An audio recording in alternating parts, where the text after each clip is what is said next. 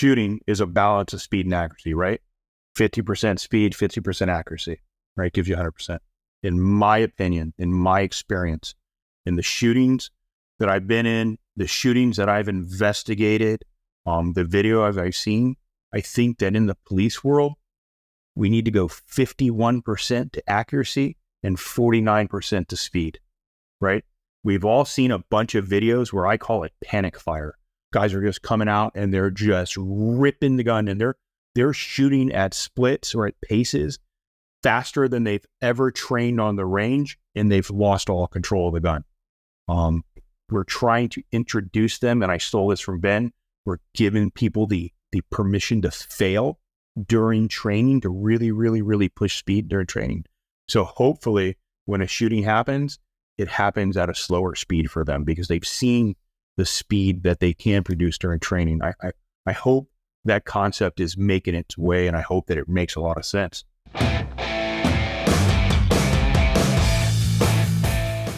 Welcome to the Firearms Nation podcast, and this is a special Saturday Night Live, no copyright infringement intended, episode. I am going to be talking to a good friend of mine who knows a lot of stuff, and hopefully it'll be an interesting conversation. But because it is Saturday night and I want to do something special, it's going to be a Bullets and Bourbon podcast. That's probably also copyrighted, so no copyright infringement intended. I'm going to do a little Eagle Rare pour. I hope you all don't mind, and remember, drink responsibly. But this is usually one of the things I do on a Saturday night, so nothing's going to change for tonight. So cheers to everybody, and let me bring on my guest, Jack DiCristofalo. Jack, how you doing tonight? Good, Art. How are you? Thanks for having me on. Oh, it's my pleasure. Again, cheers to everybody, and cheers to you. You've been in law enforcement now for over 30 years, right? Yeah, that's correct. How did you get into law enforcement? So it's my father was a New York City police officer back in the early 70s is when he started back up there. I grew up down here though in South Florida, and it just something that piqued my attention after high school. Just something that really, I had a calling to serve, calling to help people, and just it always felt like the right thing for me to do. And you went to police work down in a big city down in South Florida. What was that like? I mean, 30 years. I mean, I know I've been on for 20 years. Things have changed in 30 years, and I'm sure you've seen a lot. What was it like when you first got on? So it was pretty wild. So my path was a little long, windy path there. I initially started as a LET, which is a explorer, if you will. We had a ride along program that got some formal training. I did that for several years. Really enjoyed it. Got to experience a lot of late 80s, early 90s police work. 1992, I got hired on as a reserve, which means I went to the academy on my own time. The city paid for the academy, but I went my own time. Came out a fully certified police officer. There was no reserve certification. Did that. I was a reserve for a short while, and then got hired full time in June of '93. So I had a lot of experience. I had a lot of just really good senior cops that took me under their wing when I was a very, very young man, 18 years old, and just really showed me a lot of things. And things were very different back in the late 80s, early 90s, as far as I don't think the violence has changed where we live. It's still very, very violent here, but policing was very different. Much more aggressive policing. Yeah, I think people equate some of those times as, just cops were, a lot of police brutality and whatnot, but it's not really that. It's just that, I don't know, it's so hard to put it into words. You had to be in control, because if you didn't control the streets, if you didn't maintain the areas, the bad guys could basically take over. I mean, it was the 90s, early 90s, the heart of the crack epidemic in these major cities. And there was a lot of civil unrest. There were some serious riots down in South Florida, down in Miami, and in New York. So, and in LA. So people, need to understand, obviously things were different, but I've had people on before, someone like Mike Wood, who talks about, how things are circular. History is circular. So things that have happened, things get better, things get worse. And I think we're at that downside again. I think that we're seeing, and I can't just believe it's just the media and social media that is propagating this, but I see the lawlessness coming back and crime spiking, and people I talk to, everyday people, they're all saying the same thing. They all feel that they're not safe in their neighborhoods. So back then, I mean, what were some of the things that you were able to do to help basically control? I mean, what was so different? I mean, because we'll talk about that in terms of current training, but what was so different back then in terms of how you were trained? So I really have to say that we had way more cops back then. I remember work midnights, our central sector on midnight shift, and there'd be 3 or 4 car chases a night, and there was always enough guys for a perimeter. Where nowadays, one car chase or one perimeter, and they're tapped out on manpower. So I really think we had a lot more focus on patrol manpower back in those days. That's all I did. That's all I knew back then. So maybe I'm wrong, but it did seem like there was always way more cops available. And we patrolled area that is adjacent to the county, and whenever we would respond into an area, you'd always hear, "Oh, the city's here," and the crowds would disperse. So the city had a reputation, not necessarily of being heavy-handed or being overtly violent, but people went to jail. You broke the law, you went to jail. We were a municipality that had our own jail, and we made a lot of arrests back in the late 80s, early 90s. And I think people understood that if you break the law, if you put your hands on a cop, if you beat up your wife, if you sell drugs, you were going to go to jail. And how they went to jail was always up to them. I think you just said a very good point, because nowadays things are different.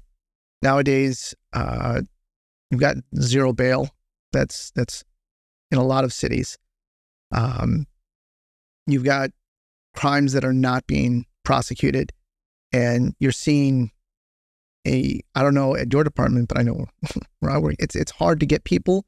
People are leaving, and it's hard to get people on and to get them through the process. People understand you don't just show up the next day after you get hired and then go to work. I mean, you have to make it through an academy. You have to make it through FTO, which is like 16 weeks. And then you have to make it through probation before you're like officially on. And that's a lot. And with a lot of the crimes have been not dismissed, but they're more lenient on stuff. A lot of the drug crimes, they're lenient. A lot of the property crimes, they're lenient. So yeah, I think if you were a criminal, you get the feeling in some of these places that you're not necessarily going to jail if you do a crime. Yeah, I agree with you. I think the political climate of the last few years is starting to, those seeds that were planted, the crops being harvested now.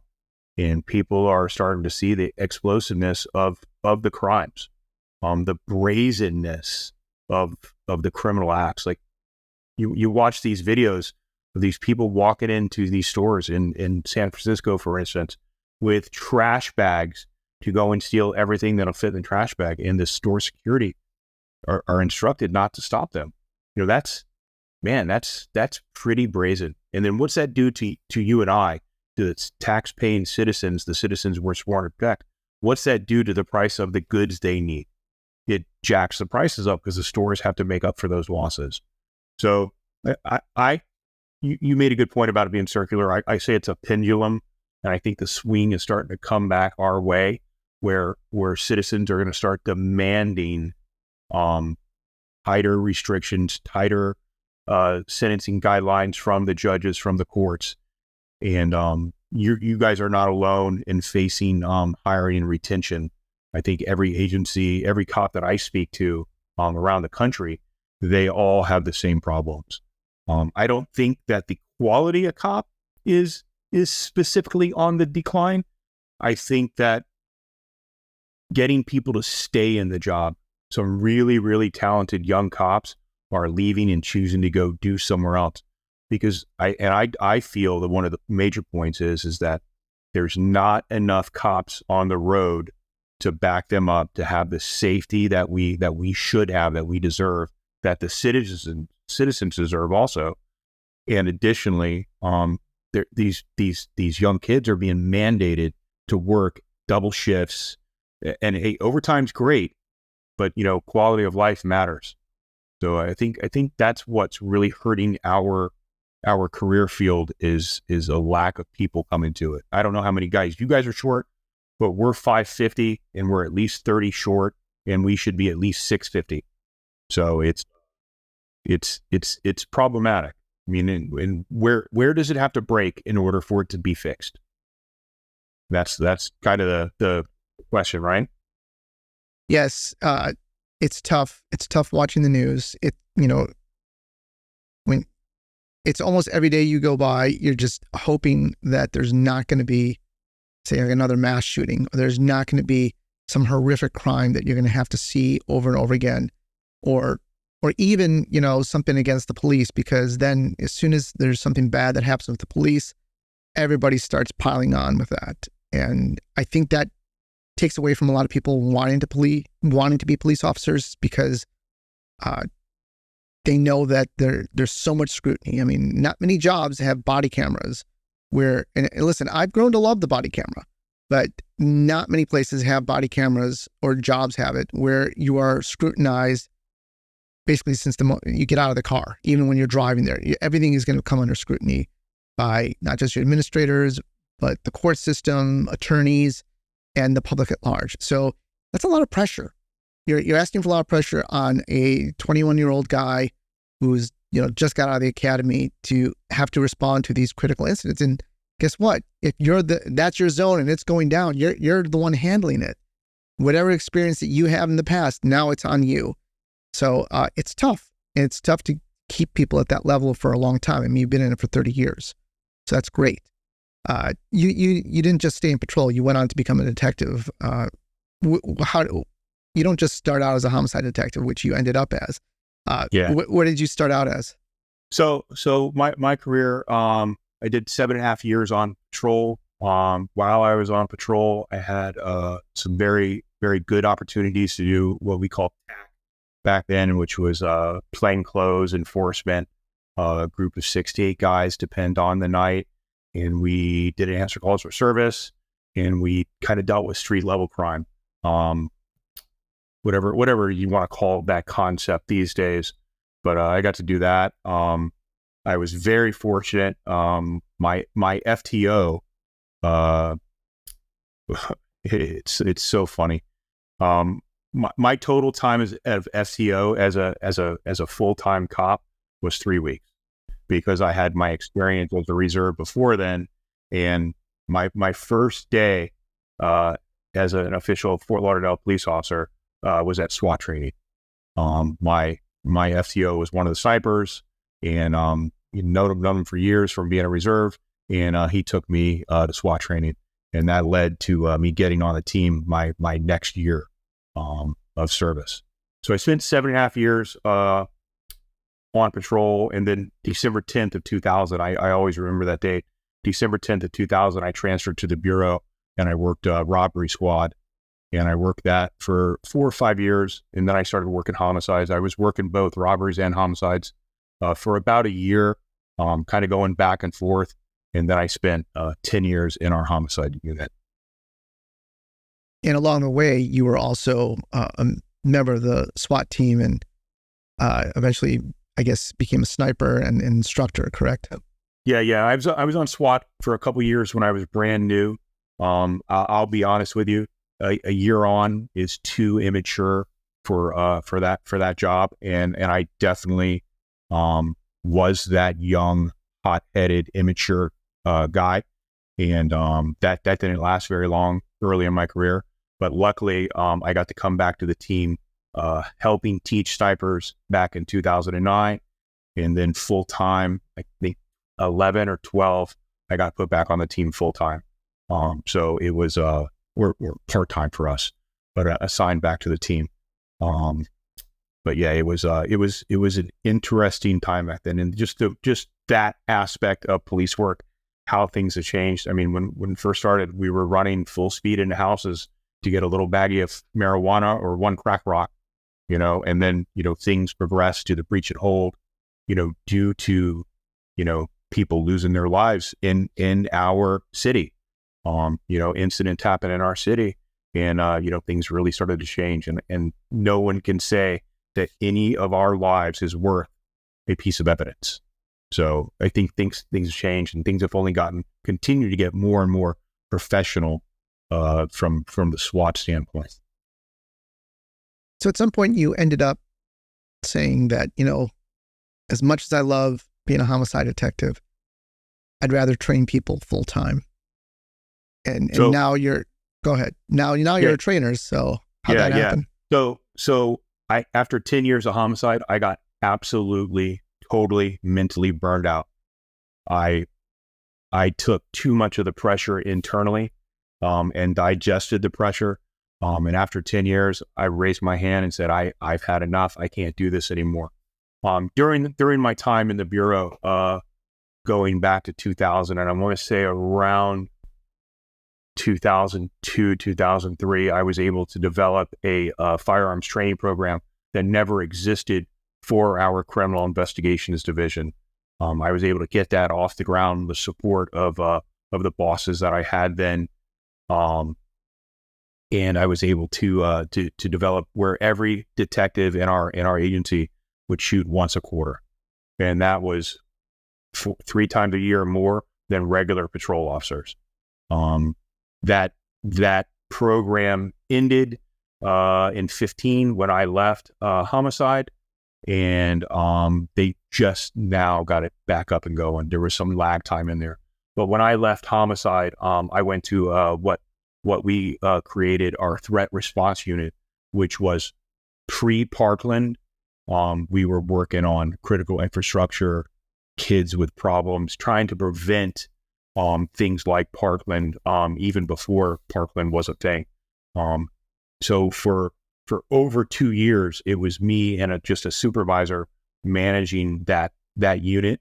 And then after Parkland, of course, that got us a lot more attention, a lot more training, a lot more resources, and a lot more bodies. I left that unit 2 years ago now, and went to our transferred to our training unit full time. I've always taught. I taught when I was in our special investigation division, managed the firearms training program there, and you remember I had my on target business back in the late 90s, early 2000s with Mike DiMaggio.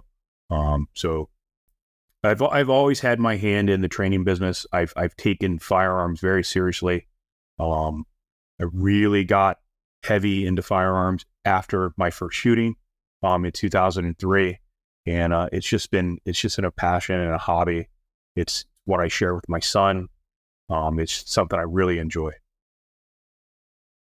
So speaking of which, before we get into your training stuff, your shootings, you've had several, if I'm not mistaken, correct? Yeah, 2. The last one, I remember you and I had a little bit of a debrief on it back after it happened. Right. And just take us through. I mean, that was a very interesting conversation about what happened on, and it was a joint operation. So if you could just briefly discuss how it went down. Yeah, so that incident happened August 11th of 2013, and it happened in the city adjacent to our city. But it was a murder case that I was working. I was the lead on the murder case, and a suspect robbed a guy outside of a nightclub, and got the guy's jewelry, and then just to kill him, shot him in the chest. People put him in a car, drove him to our sheriff's office main station, where he was found expired. Was able to get that subject identified. He had went to jail and just got out of jail for armed robbery. We were able to get him positively identified with a fingerprint and also with photo lineups, and we started trying to find him. One of his friend of his families came to the station and gave a statement that he's making threats that the cops better come correct. He's not going back to jail. So we put out warrants for him. I had to write all the warrants, and we were able to feed that to the Marshals Task Force. So the Marshals, with their gadgetry and technology they use, we were able to track him. I wound up teaming up with some of our sheriff's office guys that were on that task force, and we located the subject at a hotel in a city adjacent to us. Some of the Marshals guys stopped a car that we thought he was in. So we were coming up to the car, and as they were approaching the car, I was getting out of the vehicle I was in, and then the subject opened fire from the second floor balcony of a hotel with a shotgun and was directing fire on us. I remember looking up and just seeing the blue, hot, white muzzle flash. I raised my rifle, put my dot on him, and started pressing the trigger. He started moving from my right to my left. He went down. I continued to put rounds on him and moved to a position of cover. After the fact, once everything was done, we got the guy in custody. I looked up. The tree that I was using for cover, just above my head, had a huge chunk blown out, probably from the shotgun round coming this way. He was using 12 gauge shotgun slugs. And interesting, about a month and a half before that murder, we had another murder in the city where he lived about a block away with his mother from this murder. That guy was shot with the same caliber handgun as that was used in the original murder that I was investigating. And 2 blocks away from that, a burglary happened where that caliber handgun was stolen in a burglary, and the shotgun that he used to try to kill me and the other deputies and marshals was taken in that burglary too. So he did we assume, we put together, he did the burglary, stole the weapons, killed the handyman guy, and then went on a robbery spree and robbed and killed that guy. And then he wasn't going back to jail. He made that statement, and he did his very best to try and kill us that night. He had the high ground, and I didn't even know he was there until he shot. But then we were able to respond quickly. It's not just me by myself by any stretch of the imagination, but we were able to take him into custody with lethal force. But so, yeah, I wanted to ask you at the time, you had been a trainer for a while, and you've been on the SWAT team, and you practice a lot, correct? Yeah. Back then I was shooting quite a bit. My shooting has ebbed and flowed over the years. As my kids age, more responsibility, more time in sports, shooting would, take a back seat. But I've tried to stay at a consistent, proficient level. So at the time of the incident, when we talked about it, something you said to me was that it felt easy. that it was easy for you just to line up the sight and to break the shot. What did you mean by that? Yeah, it was, it's not easy taking a human life at all. But the actual physical shooting was not complicated. It wasn't stressed. It wasn't rushed. It was very deliberate. That's the guy who just shot that shotgun. He's definitely not one of us shooting at us. He was the guy that I've been looking for on the warrant, positively identified him, put my red dot on him, and pressed the trigger as he moved from my right to left. It wasn't an overly complicated, and I give that level of comfort to being proficient. To use a term that we hear a lot now, the hard skills were solid.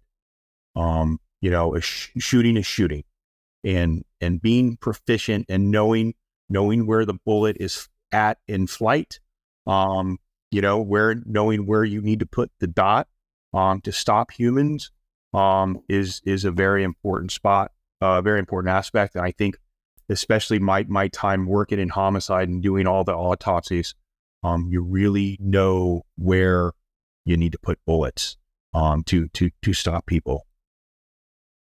So I think those things combined helped us win the day that day. Like I said, and I'll never claim that I did that all by myself. There was many guys there. I was part of a group of guys that I'd known for a very long time. I didn't work in their unit, but I was accepted as one of them because of our relationships, and the fact that I was lead on the case. So it's pretty rare though that a lead homicide detective is going to be going on a takedown like that and then get involved in something. I haven't heard of very many situations like that, but I think that my skill set merged that day to be at the right place at the right time. Well, there's not many homicide detectives that I know of that are also on the SWAT team. Well, yeah, I mean, I wasn't on SWAT during that time in homicide. There's no time to do everything that you need to do in SWAT and be a homicide detective. There's just that wasn't part of the thing. SWAT was earlier in my career, and then post those incidents, I went back to the team. But when I was working homicide investigation, there was no time to be a SWAT guy. Just keeping my skills sharp, shooting and training the investigation division took all the time that I could manage to spare.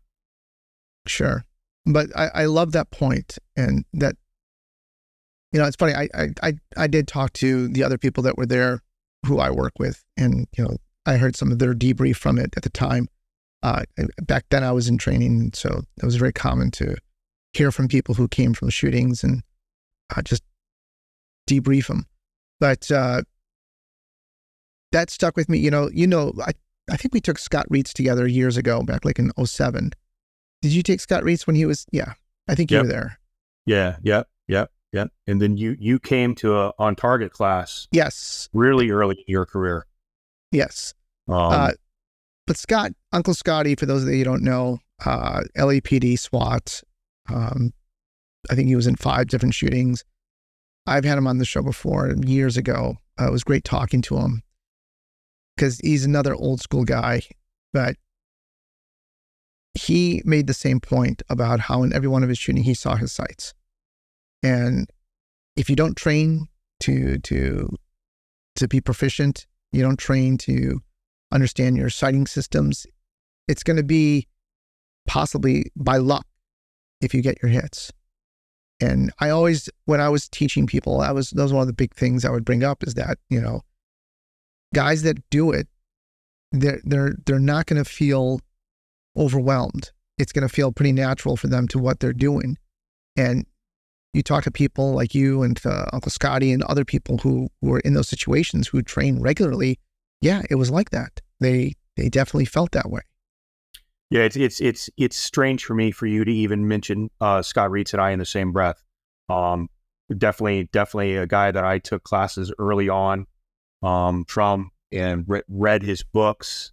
Listen to his podcast and the stories and interviews that he's done with the LAPD SIS guys. I mean, those were just a different time, man. You know, the LAPD is a different animal. But I appreciate that, Eric. I really do. Well, it's definitely my pleasure, and I thank you for sharing that story with people, because I think it's good to know. And yes, it's always sad to take a life, but that person made decisions at that time to do what he did. But now you're in training yourself. How often are you? I mean, because what I see, and I can't remember if I was this way when I was brand new. I know I had a lot of stupid ideas about things that changed over the course of a career, but a lot of these new guys, I don't see them as students of history. I see them very much into social media. And I mean, yeah, I was a gear career too, so that I don't care. And these guys come out dressed to the nines with different tactical stuff.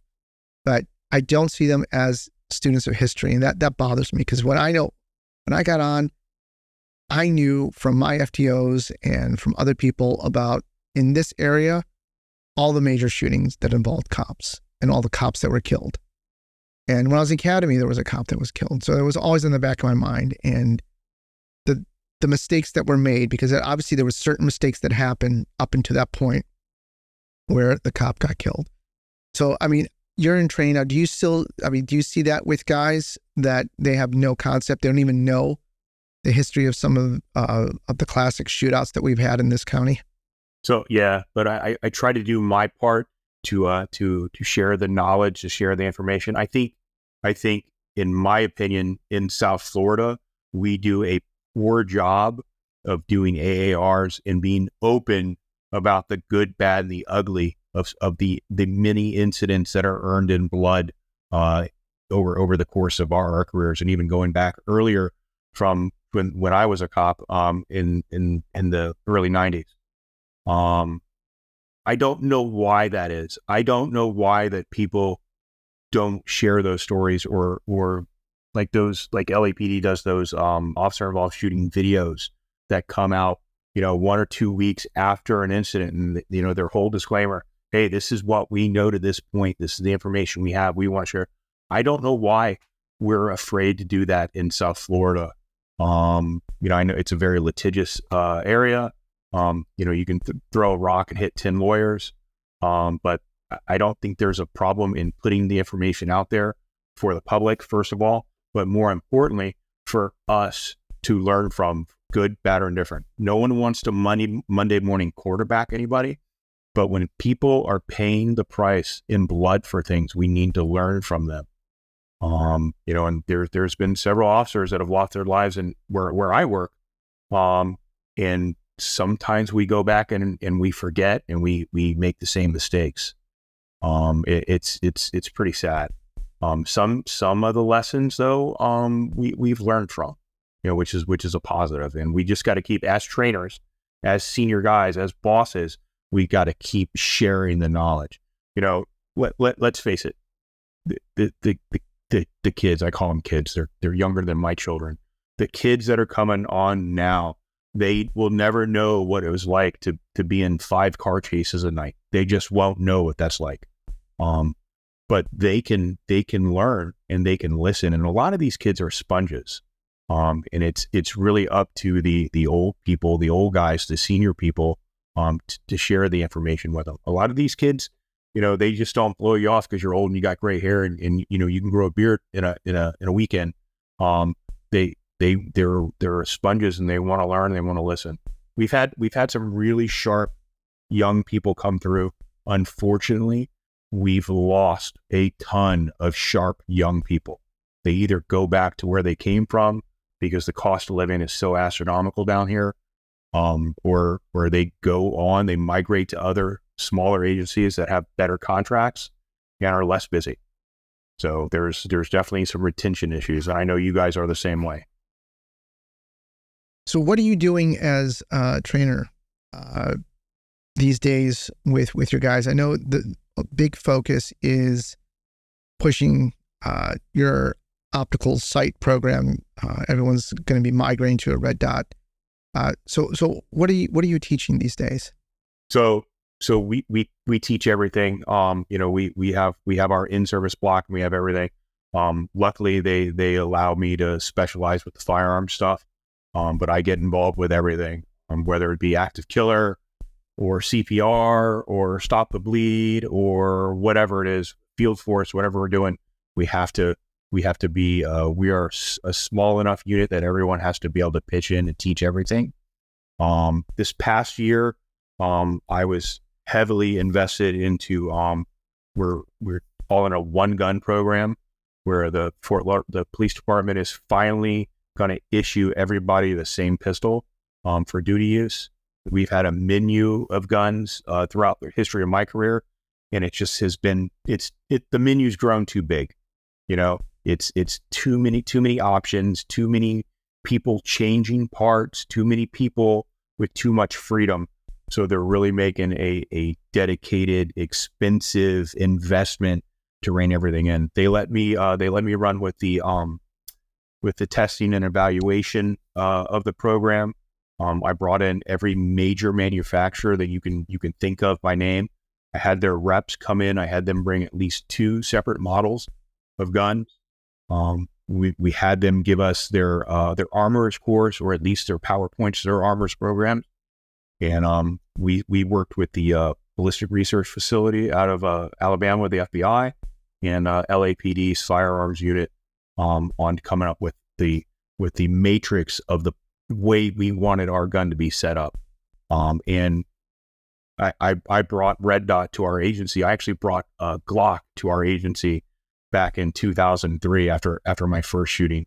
But one of the major points that I wanted from our Red Dot program that was all voluntary up until now it's going to be mandatory, is we had many problems with plates, whether it be factory plates from every manufacturer you can think of to aftermarket plates. Screws coming loose, screws being over. So you're talking about the plates that mount the optic? Yeah, correct. And because it was a voluntary program, we had to allow people to hey, I want to use this optic. Well, that's probably not the best one, but since you are buying yourself, let's just create a list.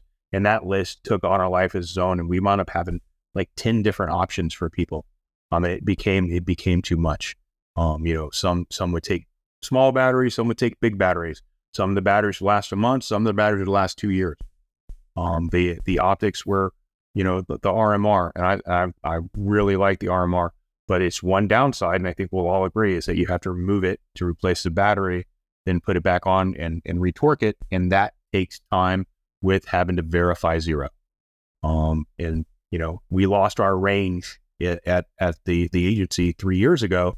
So, having to go beg, borrow, and steal range time from generous agencies neighboring us, became problematic.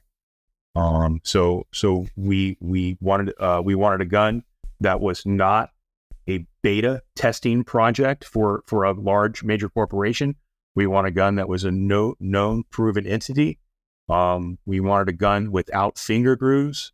We wanted a gun with a precisely milled optic cut for the optic that we chose, which wound up being the enclosed emitter, the Acro P2, which has the external battery. And we wound up going with the Glock 45. No bias there. I'm a self-admitted Glock guy.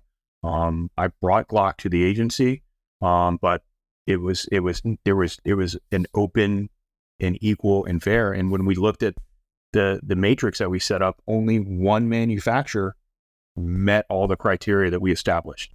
So Glock got the contract.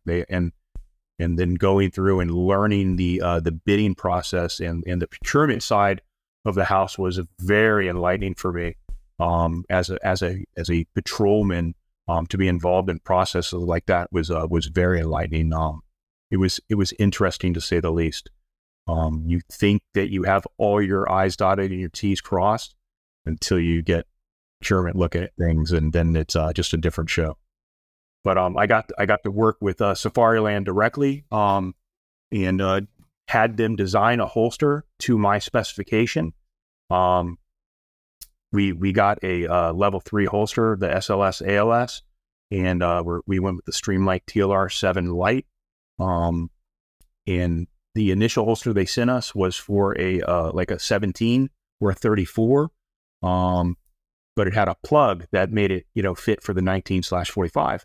And I told them, I go, no, this is not what I want. I go, I want the ergonomics of the short holster. We don't have a lot of giants working for us. Sitting in the car when the holster goes down, it's jamming up into the seat. It's going to lead to back problems. So they went to their engineers and they designed us a holster, which everything fits flush right to the muzzle of the Glock 45 or the Glock 19. And last I heard, the guy I worked with at Safariland really thanked me a lot for pushing him to make that product because it's selling very well for them. So I really enjoyed that project. Getting to work with these different agency people from different corporate people from these different companies. All of them were super professional. Just Glock is what clicked all the boxes for us. So they got the contract. And it really wasn't a cost thing. It was, did it meet our criteria? So everyone's getting a red dot. Yep. The whole agency is going to get a red dot. My concern with something like that is, and I know you've seen it too. So guys get the red dot and they put on their gun, they come to the transition class, and then they never touch it again until quals. So when we had quals, I'm sitting there watching people who have red dots and they're fishing.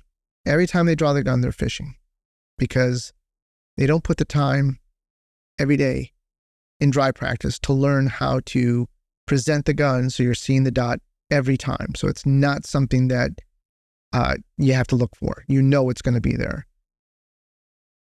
So my question is, if everybody gets a red dot, how are you going to mitigate that type of issue with people so they don't just become spraying and praying every time they draw their gun? So, part of the curriculum is we try to impress upon them the beauty of dry fire, and that, dry firing, even, let's be honest. If you do it consistently every day for a few weeks, and then you start going with every other day or every day that you work, right? Your 4 days or 5 days a week, whatever it is, you're still going to retain that. And I hate using this word, but muscle memory, you're going to have that retained, right? So I think, again, like everything else in our job, in our careers, a lot of it goes back on the individual officer. I can't make them do things, right?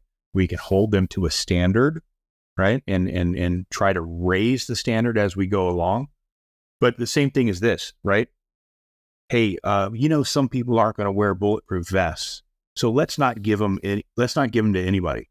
Whoa, wait. We have to give them bulletproof vests. Yeah. Well, same thing like DT, right?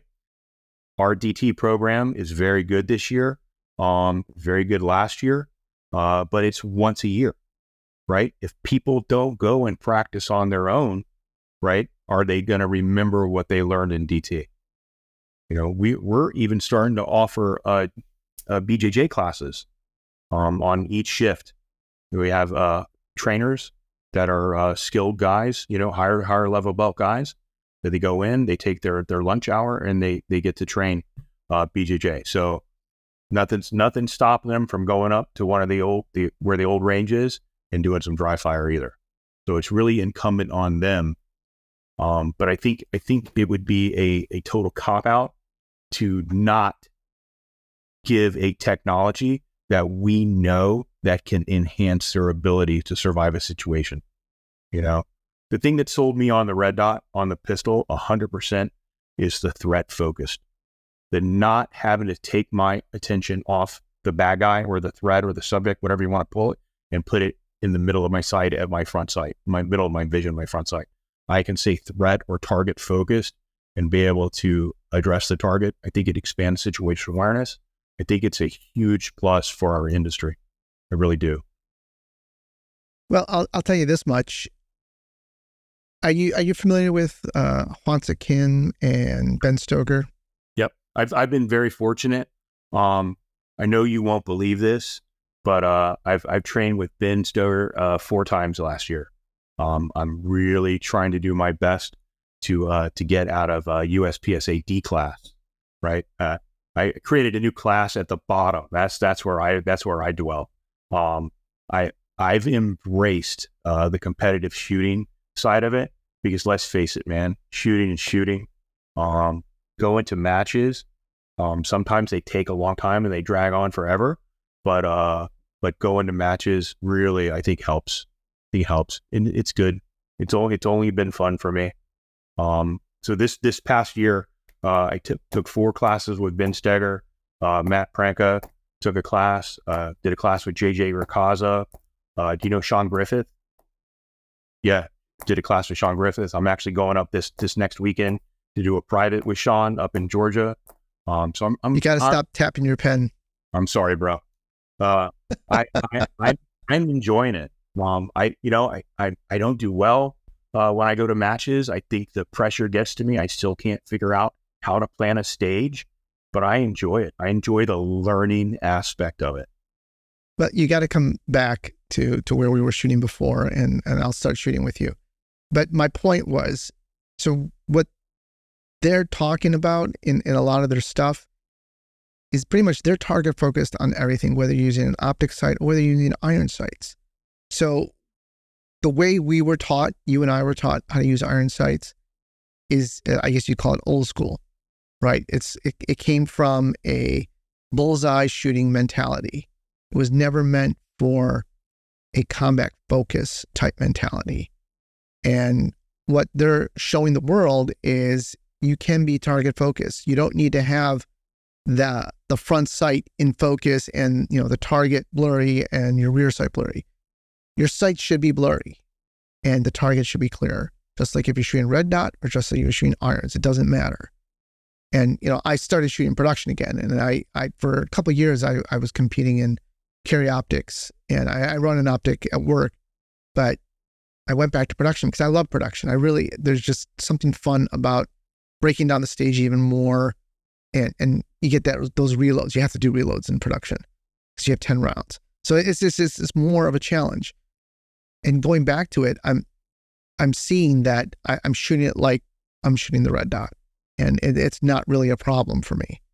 Because a long time ago, I forgot who told me this, but they said every once in a while you should shoot open. This is before carry optics, but you should shoot an open gun because you'll learn how to shoot production differently. I can't remember who said that, but it's so true. From coming from carry optics and then going back to iron sights, I'm not shooting iron sights the way I used to shoot it, and I think that's probably a big disservice that we have currently when we were teaching. I guess, the future probably could just be red dots anyways, but that disservice. And I see, and here's another question.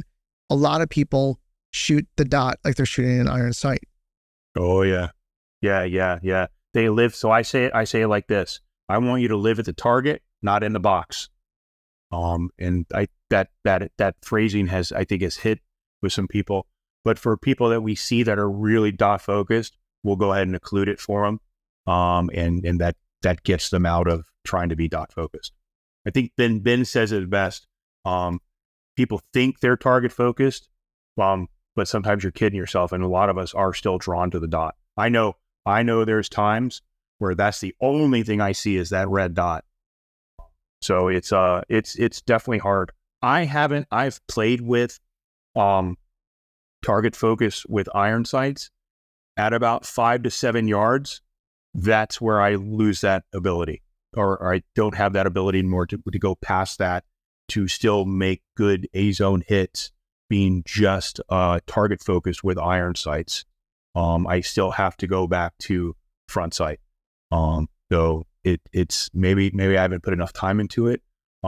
It makes sense. So this is one of my sayings, right? Shooting is a balance of speed and accuracy, right?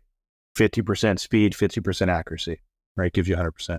In my opinion, in my experience, in the shootings that I've been in, the shootings that I've investigated, the video I've seen, I think that in the police world, we need to go 51% to accuracy and 49% to speed, right? We've all seen a bunch of videos where I call it panic fire. Guys are just coming out and they're just ripping the gun, and they're shooting at splits or at paces faster than they've ever trained on the range, and they've lost all control of the gun. We're trying to introduce them, and I stole this from Ben. We're giving people the permission to fail during training, to really, really, really push speed during training. So hopefully when a shooting happens, it happens at a slower speed for them because they've seen the speed that they can produce during training. I hope that concept is making its way, and I hope that it makes a lot of sense. Now, I asked you this a while ago, and I remember this conversation, but as trainers, how do we really truly know that the things that we're teaching are having a direct positive impact? You know, and unless people are getting in gunfights and they come back and they tell us, you know, do we really know? You know, and what's your experience on that? Well, I have had people come back after a gunfight and tell me that they remembered stuff that I had said to them when they were in the class. And and yeah, you know, and thank God that they're safe and thank God that they're okay. But yeah, there's like, yeah, I remember what you said and I did what I was supposed to do and it worked.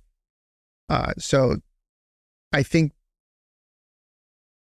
that is probably the best thing as a trainer you can possibly hear. You don't want to hear the opposite. You don't want to hear that they come back like, I tried that and I did it and it just didn't work. And I've had multiple people come to me after their shootings and tell me that. So I think the way we're teaching people is working the right way. I know I wasn't taught that way. Right. And I think the biggest part for me when I started taking outside training and when I started competing, those are the two pivotal moments in my career that kind of changed my perspective on shooting. And like you said before, and I think Matt Praca is talking about it a lot, is that it's the hard skills that are important. It's knowing how to shoot supersedes the tactical aspect of everything. And I think back in the day, there was a lot of more emphasis on the tactical aspect of everything as opposed to the actual shooting ability. Because I would say the first 5, 6, 7 years of my career, the stuff that I was being taught did not help me at all. Yeah, it has definitely changed for the positive. I think the entire industry has gotten better at teaching and communicating, and sharing ideas. You know, social media, good, bad, and different. You know, but it opens up areas for discussion. You know, when I was a brand new cop, there was no internet. You know, there was no cell phones. You know, it was everything was books and manuals, and you know, you would buy a VHS tape if you really wanted to learn something. It was a different era for sure. But we did really hard on active killer last year, and then last Halloween we had at one of the office buildings up by the airport. We had a active killer call where a guy was walking into the building with a shotgun. Well, thank God it was a Halloween prank, but the response from the patrolmen, they started taking individual floors. Hey, first 2 guys go to floor 1, the next 2 guys go to floor 2, the next 2 guys go to floor 3, bring shields, call for armor. Everything that they were doing was like, man, this is what we taught them. We finally made it up there. I was actually working the boat show, and I ran code 3 from the boat show up there. And we did a pretty big debrief right then and there afterwards. And everything they did was exactly what we taught them to do. And it really, really, you know, sometimes you have good days and you have bad days, and you get these positive little reinforcements, and it just keeps you going forward. Because, hey, being a trainer at a large agency is a grind. You know, we call it Groundhog Day. We do 28 weeks of in-service training, and it's different people every week, but it's the same material. You know, sometimes we have to tweak it from time to time, but it's pretty much the same material week after week, and staying fresh and staying on top of it and trying to make it fun, trying to make it a positive learning experience for people. it can be a grind. You know, I'm preaching to the choir here. Yep. So you're at 30 years. What's going to be next for you? Because I mean, you should be thinking of retirement at this point. Yeah, I have 10 months. I have 10 months left till the end of my drop, where I have to retire from police work. There was some talk that they were going to extend the drop for 2 years because we can't retain anybody. I'm not sure where that is. The contract is still pending from October, so hopefully that'll be aired out here sooner than later. But man, if I could continue to teach and continue to pass on what I know to until the point that I can't do it or I'm no longer relevant, I would be content. You know, I have my little side thing on Target's back. I reincorporated on Target 3 years ago. I've been running classes. I just did a class where try to make like $150 for a day of training. I was able to get the FOP, the union, to donate 10 spots to it had to be patrol people to come to the class. And I got 25, 30 requests for those 10 spots. So guys are hungry to train. They're hungry to train. There's a need for training. If I can continue to do that in some entity, working for some company, doing it for myself, I would be very happy doing that. You know, there's always going to be work, unfortunately, with my background in threat mitigation. Unfortunately, those types of incidents aren't going away. And you know, I want to keep being of service and of value. That's what I see. My poor wife, she's been retired for 3 years, and she's ready to go on vacation. And I'm like, I'm working, honey. I gotta keep working. So with On Target, where are you guys teaching? So primarily, everything's been hosted by Coral Springs Police Department. I've done some stuff for some private schools. One private school in particular, a rather large private school. After Uvalde, they decided they wanted to arm their security staff with ARs. So they got with me. Their head of security got with me. You know, Wayne Black. Got with me. Asked me to specify the equipment for the program, to build the program from scratch for them. And we did it. We got 10 of them for 2 campuses certified. They went through a qualification. They did it, and we have every 6 months we train again, and it's been really good, and they're super positive. All retired cops that they hire for their security staff. So some of these schools are really going out of their way to prevent the next tragedy, which I can give nothing but respect to those schools and truly try to give those people my best product and try to help them along the way. And they're fun. They're a fun group to be around. So if people want to reach out to you, what's the best way to get in touch with you? So On Target, trainingconsulting.com is my horrible website. I am not an internet guy, man. I have Instagram, jack.dicr, or On Target Training Consulting at gmail.com is a company email address. You know, and however I can help anybody, I'm willing to help them. You know, my true passion is teaching. I love precision rifle. I've been very fortunate with that to be able to travel around the country shooting different matches and taking training around the country and sharing that with my son. It's gonna be hard to walk away after 31 years of service. I hope that it's an easy transition. I don't want to be looking back and going, I still want it. I've done a lot. I've had a lot of experiences, a lot of really, really long days, but the years have gone by in a blink of an eye. And I'm sure that you look back on your career, you have the same emotion there. Yep. I can't believe it. Well, anyways, thank you for coming on the show. It's great to talk with someone like you, and who's also a friend. And we wish you the best of luck. Thanks, Arik. It's good to be part of the nation. Firearms nation.